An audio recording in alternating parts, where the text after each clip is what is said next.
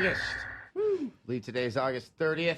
You might be watching this on August 31st. It does go to 31, doesn't it? It does. You know why I don't know? Because I only care about the 29th. It's my birthday yesterday. So I celebrated by tweeting out the final sentences of books. So I was just filled with a sense of mortality and finality that I decided I was going to share it with the world. And I felt bad. Yeah. And I literally called Adam yesterday and I said, is this a suicide note in 140 characters? Literally, I was like, do I need to call the cops? Is this it? I was laughing because I don't memorize the last lines of everything, but I was like, oh, I wonder what the last line of King Lear is. And it was just too perfect. Mm-hmm. It's like all about getting old and the young won't live like you. And he was probably saying, those damn bitches stabbed me in the back. Stupid progeny. So this is the Twitter equivalent of giving away all your CDs and calling your parents one last time. Yeah, exactly. Adam's Perfect is another man's really depressing. So depressing. Blair Herder. Yay. Mike Alonso. Hello. Leah Jackson. Hello. All three of you, people who actually enjoy football. I do. And have teams that actually play well at it. No. This is correct. Well, except for her. Oh. Who's your team? The Redskins. Oh, yeah. Okay, you and I can talk. Yeah. Yeah, all right. Well... No, have that conversation. I want to see you talk about football right now. Hey, I used to We'll love... get to it. Don't worry. Don't rush. I grew up in San Francisco. I'd also like to see a conversation based on the value judgment of the 49ers versus the Redskins Right. in 2011. Well, guess what? The fans of that team, they behave themselves better. So True. But before we get to that, summer drought over. Yes. Some of us are still Yay. playing Deus Ex. Some of us are just waiting a moment so they can just start playing like their Resistance next week. I think every year when we have the drought, it's like, oh, I should have planned for this. Mm-hmm. And no, we didn't, and there's just nothing to do. I mean, do you think, Blair, that you can make a concerted effort to hold on to a game or plan for a second playthrough to see what you didn't see the first time around during the summer? Absolutely not. No, I mean, my biggest challenge this summer was trying to justify spending money on a new gaming PC so I could play PC games that I hadn't played that year. Yeah. I mean, that's literally where I'm at with this now, because you can't, because like February, there's always like one really good game in January, and then March and April, there's some good stuff. But February is also one of those months where it's like, oh man, I don't really have anything to do right now. And, as far as our schedules are concerned, like work is really starting to ramp up for the year, so we're not super busy. So that's usually when I can play all the games that I'm trying to hold out for the summer. I end up playing then, and then the summer just ends up, with me drinking and eating a lot of hot dogs for some reason. Well, and then us finding ourselves at conventions. And we do a lot of conventions this summer, yes. But you, Delonzo, you're home. I am. What happens during your gaming summer drought? Gaming drought. I kind of, going into this year, knew that it was going to be sort of a quiet summer, and that, we were going to be up until November pretty much quiet. So I sort of spaced out my gaming experience over the course of the whole year. Responsible planning. But I also play Madden, right? So for me, the drought ends early. Right. So I get it a little bit later this year than a little bit, yeah. But years usually past. it's the beginning of August. I get Madden, so there's a couple weeks there, and then there's usually also Tiger Woods at the beginning of the summer. So sports games are a good way to kind of get through that drought if you can play them, if you're into it. Leah's like, not me. Leah has a whole other solution. She's got the games that never end. Yep. That's right. Exactly. So for me, I mean, I just play like one game or two games for the entire year, and then when I start to kind of start playing them less, then I can catch up on all the games that came out earlier in the year.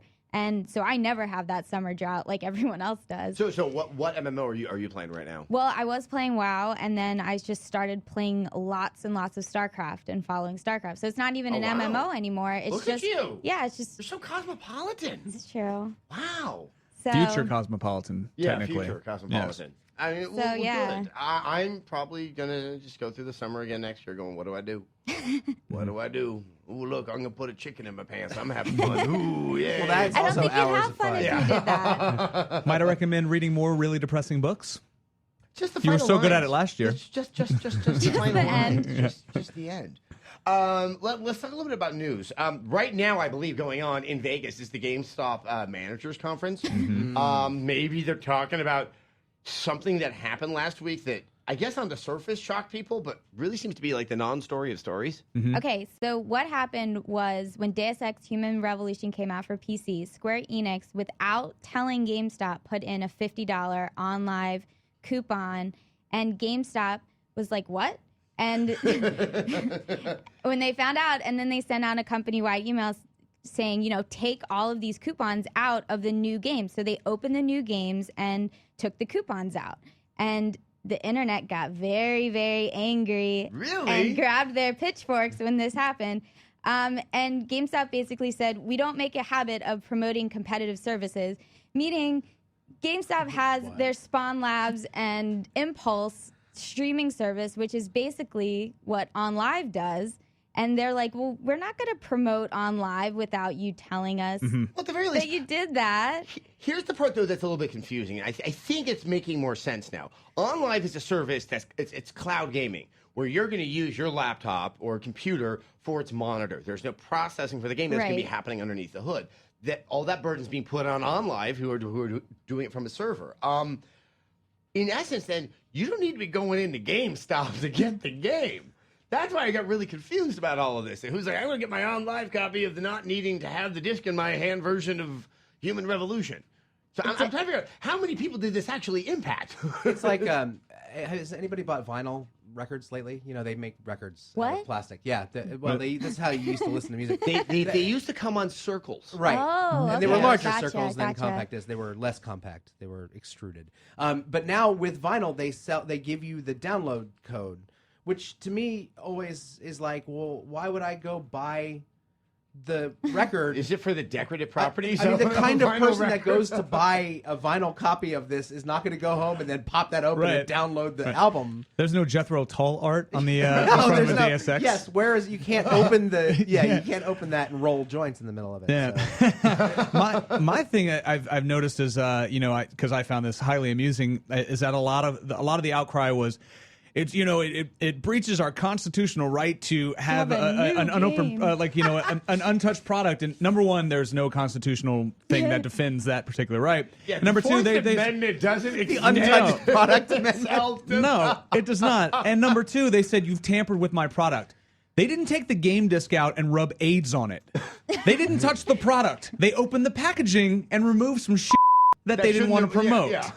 That's not tampering with the product at all. No. Which, by the way, I think the key. This is sort of a trap for GameStop, right? Because OnLive didn't tell anybody that they were going to do this. Yeah. Except for Square. Except for Square, and Square was like, "Yeah, we don't care. Put it in the thing. Yeah. We'll put also some gum and a Topps trading card. We don't just shit, put Dash right? X2 on it. 'Cause we do that too. So it's made to make GameStop look like the heavy here, but When they're it's not. I know. Yeah, Look, exactly. Look, guys, once again, I think we have to have this talk to the internet about every other month.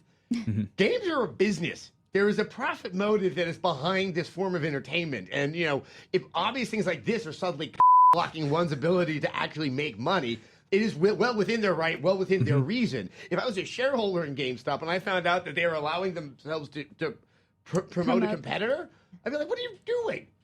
They get sued. I mean, it's just... And you talk about it at the managers convention Exactly. in Vegas, which And Smash Mouth must be taking the stage right about now. Oh wow! Right? I mean, who else would entertain at the GameStop managers convention? I think Smash Mouth and the Offspring should have a sing-off at the GameStop. At Rock Managers Band. Group. They change all their wow. lyrics. And to make But it in GameStop negotiating, relevant. they I want them to lowballed do- each I other. want It them was to like do covers of 2 Blink-182 songs. Oh man. I love me Awesome. some Blink-182. But you know what? But they should just move the entire event to Irvine because that's where all that frickin' music came out of in the first place. Well, but in the end, GameStop still, to make amends, they are offering gamers a $50 gift card and a buy 2 get 1 free used game coupon for the people who pre-ordered the game in the first place. That sounds pretty good. yeah. So Yeah, it's that's a good, great but deal. And unnecessarily Yeah, nice. Really, exactly. they should not have to. And I love that OnLive's like, I'm not going to say anything about this. We're going to let you look like a we won't say a word. OnLive should be like, sorry about the miscommunication, you guys. If you wanted this, we could offer something here. But the GameStop is definitely like they've done a lot of things with used games in the recent years that have been kind of. Those isn't clean in a lot of instances. Just not here, I think. But that's incredibly generous, I think, and unnecessary. All right, putting it behind us. Moving on, back to the rational world. PAX. We went to PAX. Well, Mike didn't go to PAX. Go to PAX. Leo was at PAX. I I saw was her. at She PAX. waved at me once, Did? and I was like, "Hi, I'm tired." Hi, Lou. Blair was like at my hip for most of it. Yeah. But it was a good time. PAX is always nice. Why?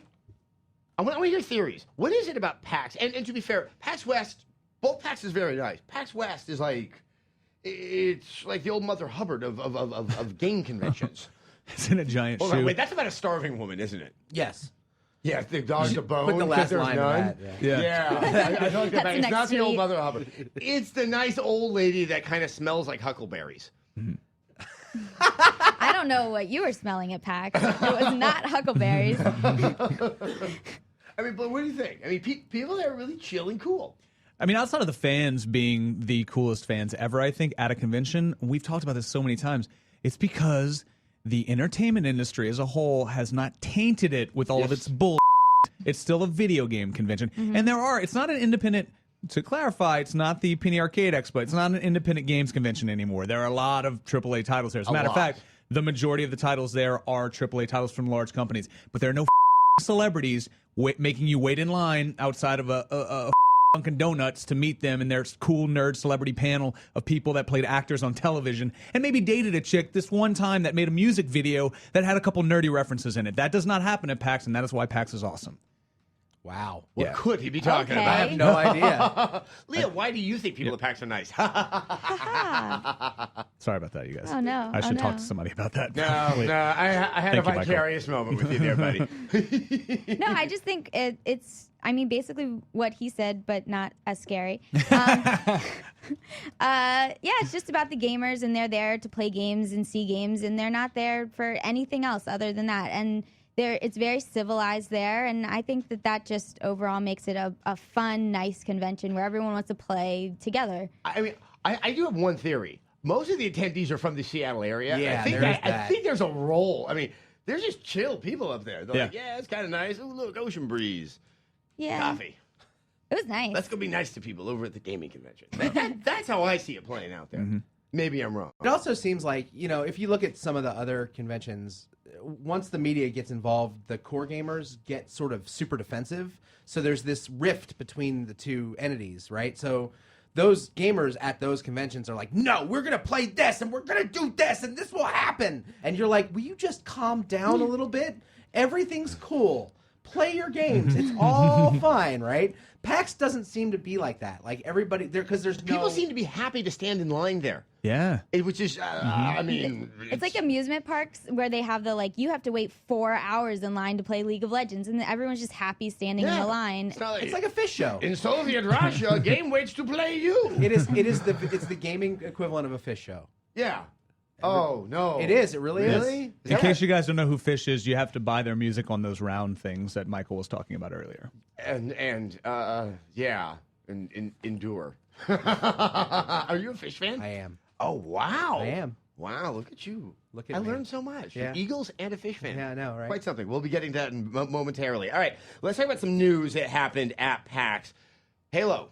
Combat Evolved, Anniversary Friends, Anniversary Edition. It's there. We actually went to the event. They had It was fun. Halo Fest, Yeah. which was nice. It was like a nice way to kind of attribute to Halo. My only thing about Halo Fest is, if not preceded by October, Fest does not upsell anything. It's not a very strong word. It was it was more like a Halo museum than a Yeah. fest. It was really cool. It was really cool. The best was the diorama of a warthog that really looked like you could have snuck it in the middle of the night to a natural history museum, and people would have taken a while to notice. It had all that kind of weird late 1960s, just kind of goofy. This is what a caveman did. And it was cool, and we got to see a lot of the maps, the way that they've changed. A lot of the classic Halo maps to make them a little bit more contemporary in their design, and then you can just hit a button, boom. That You're was back to the really old cool. map. Yeah. I mean, that was more impressive than them doing that in a single-player game, where I was kind of at a loss as to why we want to do it. I get it with the maps, because some of those, like, if you just close your eyes, you can still run around them. Because that's how you remember them looking, but when you actually play the game from the first Xbox, they look so And then now with the upgraded graphics, they look amazing. Yeah. So I thought that was really cool when they would switch back and forth through each map. Yeah, and seamlessly at that. Like, Yeah. literally, there's no load time. And I mean, the guy's like literally in the middle of a firefight, and he's like, let me show you what this would look like 10 years ago. And you're like, wow, it looks like crap, but it's amazing that you just did that. I mean, it is as modest as it seems. I think that cannot be an easy stunt to pull off in terms of the coding, because know. those I are know. very, very different. No. But It seems like it would indicate that both sets of code have to be running simultaneously always, right? Yeah. So you could just kind and, of... well, I guess the one thing is, Halo Combat Evolved code is probably like that. Right. Having it run simultaneously is probably not costing a Right. processor much time. Now, the other thing is, I have to hand it. I've always liked the Forza guys, but they have me going at this. They suddenly go up there, and they start talking about all the Kinect stuff in Forza 4. And I'm like, what? There's like this collective groan, and because Yeah. we did preview night, It it's is only media. So straight. And And I'm people like, like, only Microsoft would bring me in with the Halo Uh-huh. and make me see Kinect and a racing game at the same time. Yeah. And it goes on and on and on. And then suddenly you realize what the joke is. They've been trying to bore us because they found a way to integrate the Warthog into Forza 4. Oh, nice. Yeah. It was really funny. You can't drive it, but you have to do something really hard in the game, and you can unlock. I can't remember what that mode is called, where it's just kind of car porn. Active enhancement, or it was something like that. And then you could just walk around the Warthog for the whole time and get in it and turn it on, and then you can't drive it around, which is. Yeah, Yeah, but it would have been so slow. Like there would have made no point to have Speed of the Warthog Warthog in is the 78 game. miles per hour. Cool. So. Yeah, I yeah. don't know, but that mode was really cool though. That you could walk around it and pop the hood and go in Yeah. and see the engine and everything. That was neat, but I don't know. But So you get to Yeah. play your uncle? Is that basically Yeah. you kick the Yes. tires? And Yes. What Yeah. are you working Yeah. with Yeah. here? Is it a V12? You throw in some new floor mats, and I'll take this thing. I think your belts are off. Timing chain sounds bad. One of the most significant games there, Firefall. And by significant, I mean all over the place. Like all the banners had Firefall ads on it. It had one of the biggest booths. Here's this free For the second year in a row, correct? Yeah, well, no, we saw them at Boston PAX. Okay. But I mean, I think because of the dimensions of the Washington State Convention Center, it just seemed that much bigger. they had like an entire room, and then everyone else had the other two rooms. I mean, the game looks pretty good. Definitely from an aesthetic perspective, it's not what you would expect when you hear free to play, especially for a shooter. But I guess with all the money in the booth and what looks like money in the game, where's this money coming from for a free to play shooter? Mm-hmm. I mean, it's starting to feel a little bit weird. Like, where is this game coming from? Who's the developer? Red 5 Studios. I feel like their angel investors are Blizzard because clearly they've stolen the font size and the logo from StarCraft. So I think that Blizzard's going to make money off of this somehow, basically. You might be, that makes the most sense I've heard so far. Yeah. What I heard was that this was pretty much all of their marketing budget was PAX, and that makes sense because all of PAX was Firefall. Well, But- it's also if you're going to free to play, you might as well go right to the consumer. Yeah. Don't, skip the media. Right. Right. You don't need us in this one. So. Not to mention, the demo that they were showing off was really cool. Yeah, it was really like the is. open world PvP, and they showed off the new engineer battle frame. I mean, it was a good demo for anyone that played it, but it was incredible how much presence that they had there. It was something else. Now, another game, you might as well just tell us all about it. The Guild Wars 2. Is this thing really the second coming? Yes. I mean, I'm beginning to buy into this now. I mean, it is the most amazing MMO I have ever seen. And Shut your mouth. I stand. Just talking about Guild Wars. I stand behind it. Now, I didn't play Guild Wars 1. I didn't really like it. I didn't, get into it at all. But Guild Wars 2. might be Guild Wars doesn't sound as exciting as it should. No. I think of a bunch of cobblers facing off against milliners. Okay, it's like it just doesn't sound that sexy. Yeah, exactly. I would but play it- that today. Cobblers versus milliners. Cobblers versus milliners. We are making that game. We're gonna make that. Daniel right? Day-Lewis that'll could be in voice Fable every 4. character in the game. It was a great war between shoes and hats.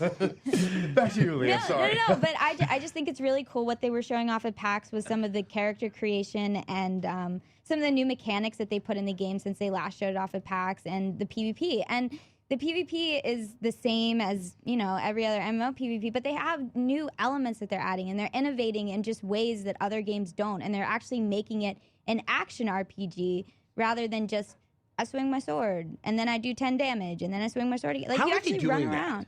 Well, they have this new dodge mechanic where you can dodge things, and I would hope so. yeah, exactly. So I mean, you can. You could buy Chrysler. That's Right. what I was Right. gonna say. Car shows up. Well, it's like you actually have to be, in range of something to hit it, and you can dodge away from them and get out of it. And if you dodge, it makes you immune to taking any damage, which adds a lot to PvP strategy, and which adds a lot to PvP strategy or PvE strategy also. So that was something new that they showed off, and it was really cool.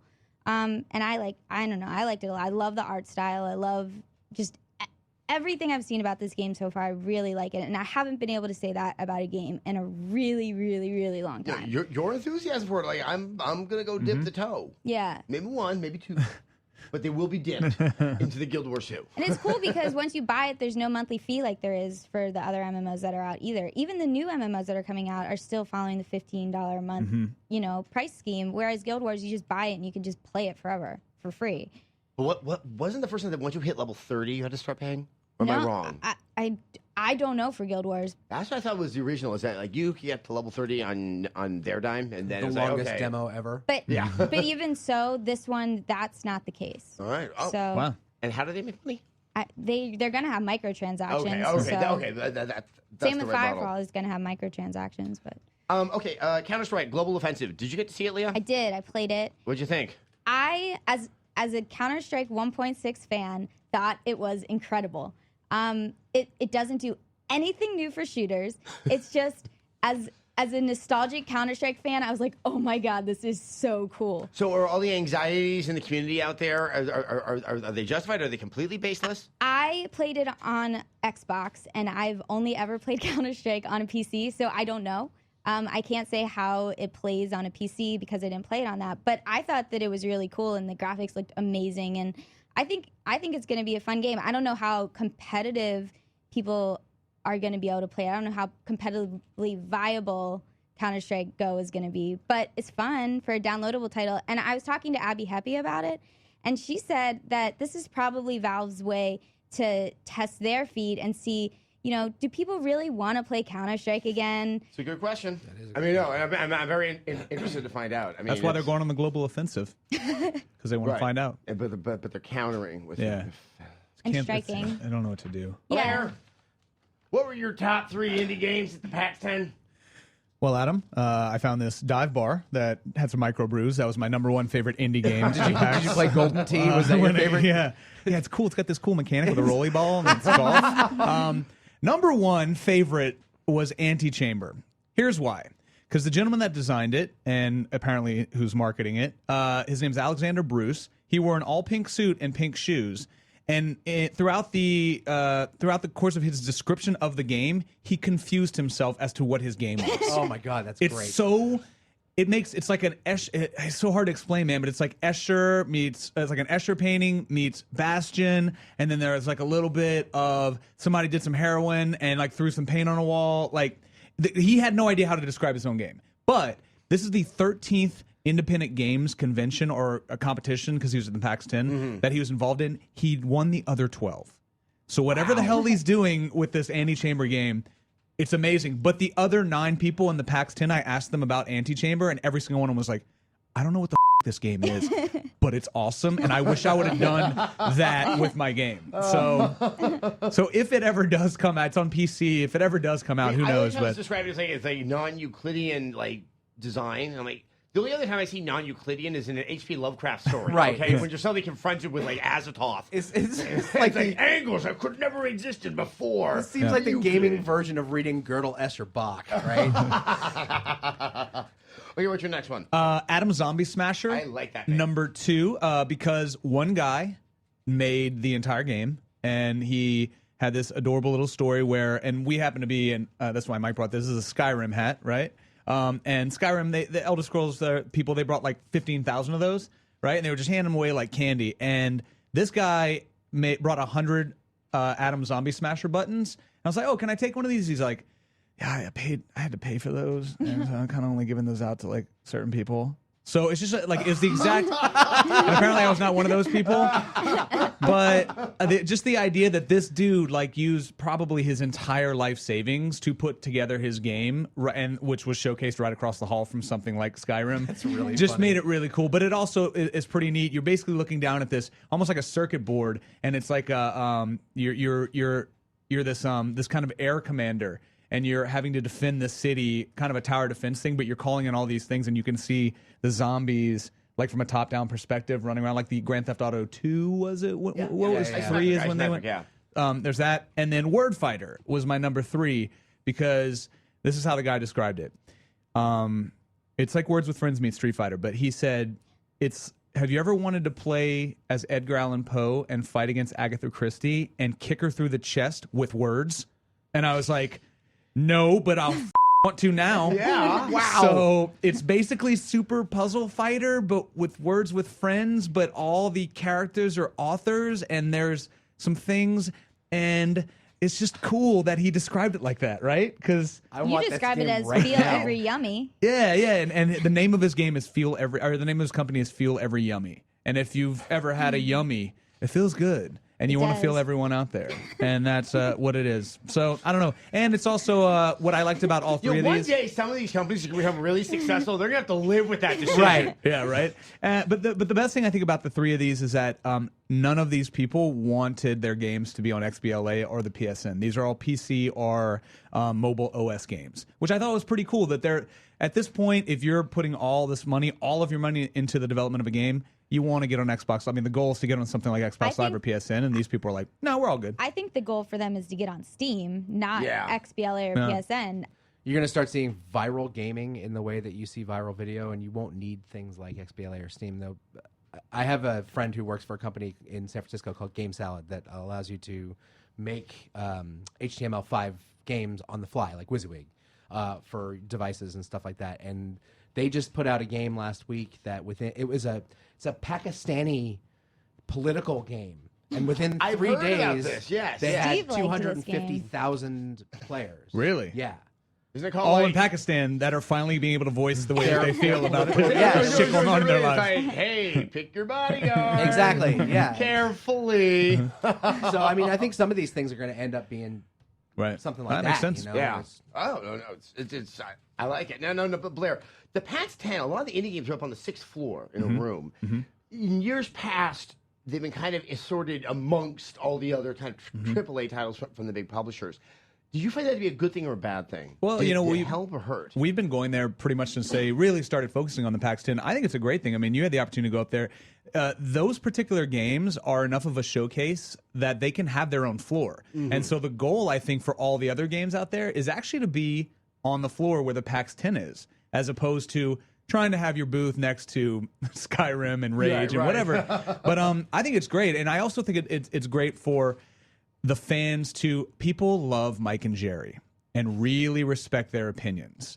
And Mike, this is basically Mike and Jerry saying these are our favorite things, and they're all in one And place. people, as a result, will make the trek up to the 6th Absolutely. floor to be able to and check it because out. of that, I think that they're allowed. They put other games around there that maybe people necessarily wouldn't be interested in, and those people are benefiting from the presence of the PAX 10 as well. I think that convention center is so confusing that it makes it really hard to go up to find the PAX 10 because there are elevators all over the place that don't go to the 6th floor. There's like one escalator to get up there, and Nicole and I didn't even find it until the last day of the show. It is one of the more confusing places I've ever been to. I mean, it's not. So most convention centers are one large Yeah, room. and I love that they're on their own floor and that they're we're all equal here rather than being against the Skyrims and stuff.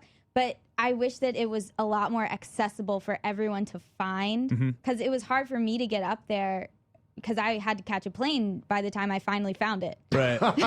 You weren't looking that hard. It wasn't that difficult. I don't to find. know. It was really confusing. But that just speaks volumes as to how big this convention's got. Like, Sure. it's not like they were on the 6th floor and everything else was on floors 1 through 3. There were on every single floor. They just happened to be the ones on the 6th floor. But I think if it was on the 3rd floor, you'd get the same amount of people. Like, I was there the first day that it opened, and we did the very first thing we shot was the PAX 10, and there were a ton of people up there. So I think you make it a point to see those games, and that's why it's okay to even. We had the X-Play panel off-site, and a ton of people showed up because I think you make it a point to make that be a part of what you're doing, and then you go ahead and find it.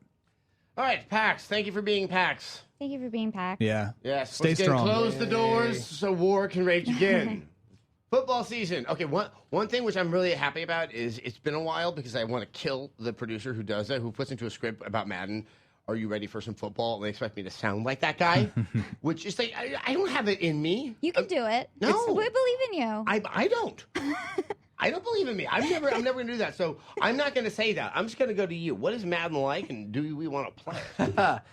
Madden this year is really interesting because That doesn't sound good. it's well, It's not. Still not sounding interesting, Mike. All right, listen, here's the deal.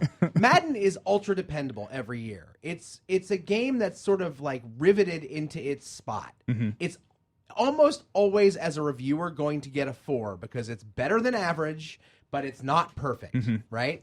However, this year, I think they were stymied by the fact that they didn't know whether there was going to be football until 2 weeks before they had to go gold, right?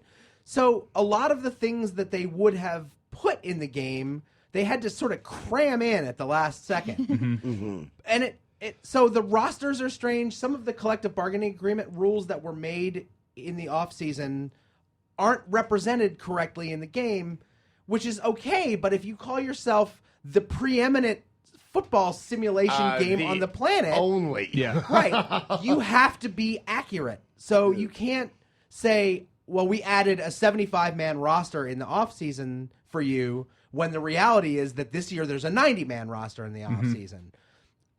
It's a nitpicky thing, but that's not football. That's Madden. That's a whole different... They've just transmogrified. They went to all this trouble to add, like, free agent bidding, which is something that happened for real and made this particular very short offseason in real life very exciting. It's exciting in the game in a similar way, but you also, in your franchise mode, renegotiating players, the numbers are completely off because they're not the same kind of contractual numbers that the league is now. And I know this sounds ridiculous, but if you're going to play what is essentially a very complex football RPG, you want it to be as realistic as possible. Well, you want to be able to take what your real world knowledge is and be able to apply that to it. It's almost like you have to relearn the system rather than take the system. Since they didn't add all of the new things from this season into the game, is there a reason to get the new game? Well, no, there's really not. I mean, they did add some things that people have been dying for forever. Like, you can now do customized playbooks for your team, which you've been able to do in NCAA for years, but they've just resisted. Now they put it in. That's really good.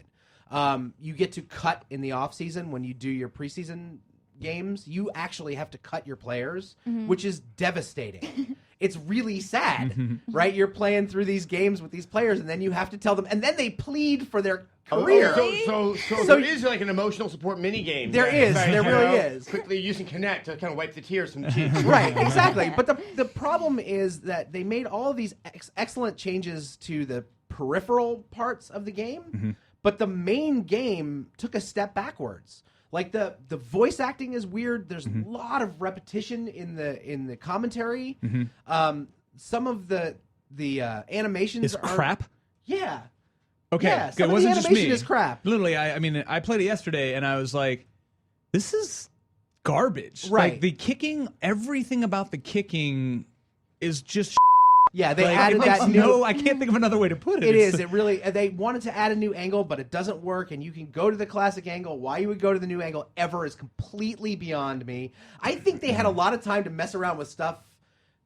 Because they didn't know it was... Yeah, right. So they messed around with the wrong things, and then by the time it was like, okay, here's the main meat of the game, they were like, oh, let's do it really fast. Oh, yeah. I mean, to be fair... When did we find out we were really going to get a football season? July 25th. But it was like only a few days before that there was that sense of certainty. Prior to that, I remember that most of us were resigned to the fact there was no football. Yeah. And that must have been very complicated because I do not think Madden sells well in that instance. Is you need the existence of football and the excitement around it to help, Do you really think drive that sales of the game. If there wasn't a season, that there would be more of a demand for Madden? No, apparently it does not. I see where your thinking is on that. Also, a long time ago on G4, we tried that with the NHL, and we ran games through NHL. Was it 2K6? Yeah. You remember that? Yeah. So I can tell you, it don't work. Okay. Well, I think I'm a huge football fan, and I'm not necessarily the biggest sports game fan in the world, but I will buy Madden every year just because it's Madden, right? And I think that the people at Madden, regardless of whether or not they had a football season, they have a responsibility to their fans that buy a slightly updated version of their game year in and year out to make an awesome game, regardless of whether or not they know the football season is coming. And I think. And I haven't played it. I played literally like 5 games, right? And it seems like they just said, well, let's just bring this to slightly above beta phase, and Yeah. and then we'll see what happens, and then they're like, oh, it's happening, okay, push to alpha, now we're gold, and it's like, no, but you skipped pretty much all of alpha. Do you see things in the game that will be changed with patches over time? The rosters, right? The rosters Well, have to yeah, change. okay, so like today, but right? that's really strange, okay? Because you have to go and do that yourself. Now, as an Really? Eagles fan, as an Eagles fan, it is disconcerting considering all of the moves that my team made in the offseason, and all I wanted to do was play a game that had Asante Samuel, Dominique Rodgers-Cromartie, and Nnamdi Asomugha in the corner, like in the secondary, and start my season with Quentin Michael and Joselio Hansen from last year, and have Kevin Cobb still be on my team and be like, where's my whole new team that I wanted? You have to go and do it. You have to go through their the season pass. You have to put do your code. You have to register. You have to register. You You have to go online, and then you have to apply a roster update, which takes like 45 minutes. Yeah. It's not automatic. Where it should be. Yep. Something that big should be automatic when you boot the game. And I feel like, and nothing obviously, has been said to this, I assume. No. That's really. I mean, one would that- assume that- they'd that have a is pat. strange. They would have announced immediately, like you said, so disconcerting yesterday. Halfback toss to Reggie Bush, and I was like, Reggie doesn't get the ball anymore. Right. Not on my team. He's in Miami. Yes, he doesn't get that ball anymore. He left us. Okay. But I literally went online because I was like, there's got to be a patch day one, because obviously we had the advantage of playing this game like a week early, so we don't know what's going to happen, and games have the ability to patch themselves day one. But there's been no talk of patching, because I was like, oh, I'll just play on Tuesday. I'll plug it in. They'll say an update, and then all the rosters. But that's not the case. And There may be eventually, but there isn't now. It should happen today. It should happen when you get the game. Yeah. Mike, has the NFL been quite hurt by the threat of well, there was a lockout, but then the threat that we might actually be getting a season? I mean, we're kind of saying, yes, this probably impacted the game, but has it done something to kind of dampen enthusiasm and expectation around this season? No, they got really lucky because they signed that contract in one of the last possible days to not impact anything. The only thing that happened was they canceled the Hall of Fame game, which most people don't care all that much about anyway. It's like the ceremonial first game of the preseason. Yeah. They were really lucky in that, basketball's going on strike at the same time, so people were looking at a whole year with only baseball to carry us through. He was just so Right. grateful. Yeah, they were just like, there's a real sport coming. Thank you. Finally,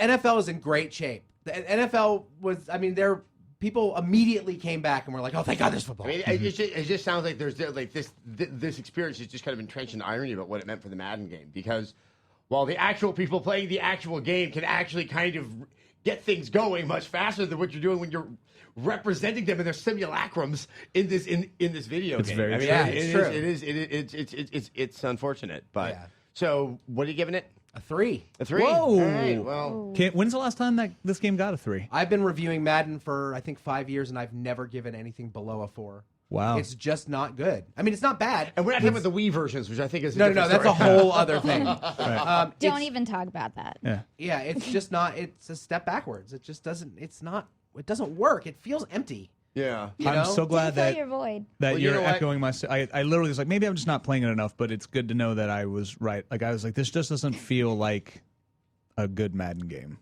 Good. But Alonso, Thank you, Michael. Really, the upside is it's more time to design Cobblers versus Milliners. I cannot wait. All right, so that's what we're going to do. Well, thank you so much for taking on the review, sounding like you know everything there is to know about football, and having me quietly feel like I'm that 10-year-old on the schoolyard that doesn't know what his friends are talking about. But Blair, thank you for coming by. Thank you for joining me at PAX. Thank Leah, you. thank you for joining me at PAX You're and welcome. going and doing all those important things. Woohoo. This is, of course, feedback.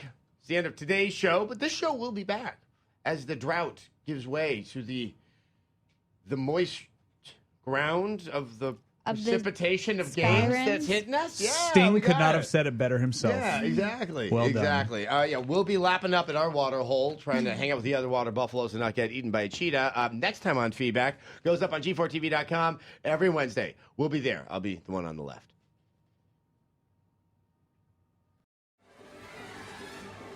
Hi, I'm Blair Butler, and if you like comics or you watch the Fresh Ink segment on Attack of the Show, guess what? I review brand new comics every single week on Friday. Just go to g4tv.com/freshink and you'll have comics galore, a virtual waterfall of comics, although that would bend them.